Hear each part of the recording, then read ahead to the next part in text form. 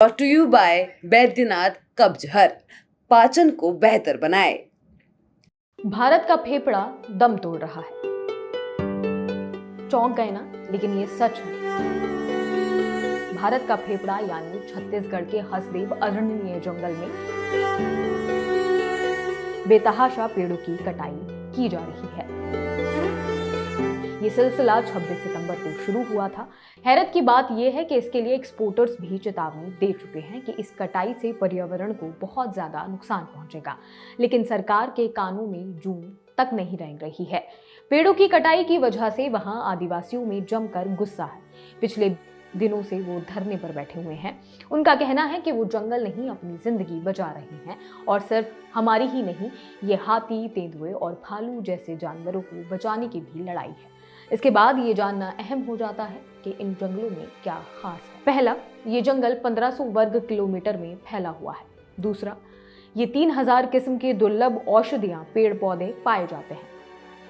तीसरा, इसे भारत का फेफड़ा भी कहा जाता है। चौथा, ये भारी मात्रा में ऑक्सीजन वातावरण में छोड़ता है।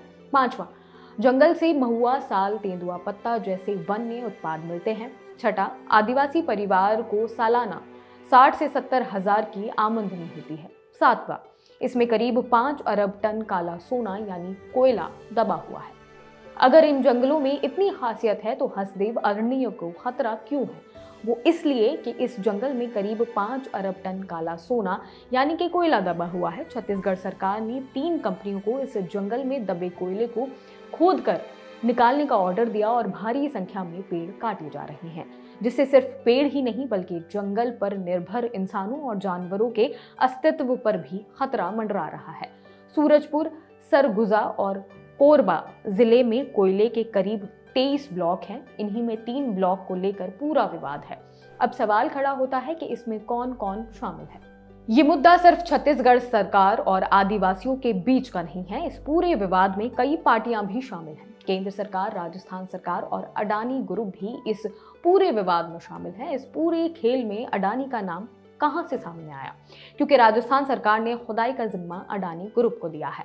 अब सवाल खड़ा होता है कि पूरा मसला शुरू कहां से हुआ। बात है 12 साल पहले यानी कि साल 2010 की।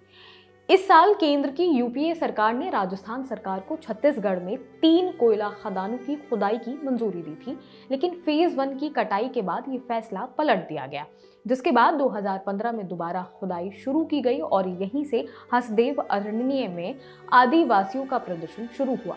आदिवासियों का कहना है कि उनकी बिना मंजूरी के लिए खदानों को अलॉट कर दिया गया। खुदाई की वजह से कई गांवों के आदिवासियों को विस्थापित होना पड़ा और अगले 5 साल तक भी इन विस्थापित आदिवासियों को ठीक से रिहैबिलिटेटेड नहीं किया गया।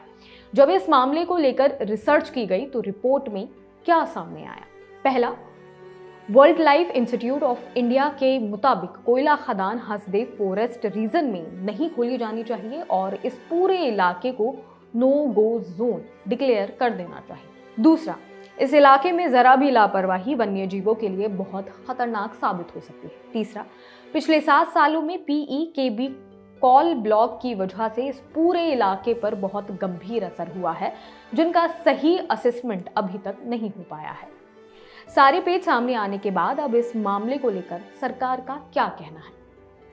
26 जुलाई को छत्तीसगढ़ सरकार द्वारा जारी प्रस्ताव में कहा गया कि अब तक पास हुई माइनिंग अलॉटमेंट और प्रस्तावित अलॉटमेंट तत्काल प्रभाव से रद्द किए जाते हैं।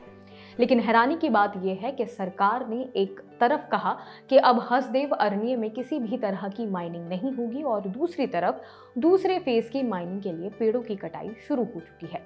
सरकार चाहे कुछ भी कहे, एक बात तो साफ है, भारत के फेफड़े और आदिवासियों की रोजी रोटी दोनों ही मुश्किल में है। ऐसी ही और वीडियोस देखने के लिए जुड़े रहिए लल्लन टॉप के साथ। शुक्रिया।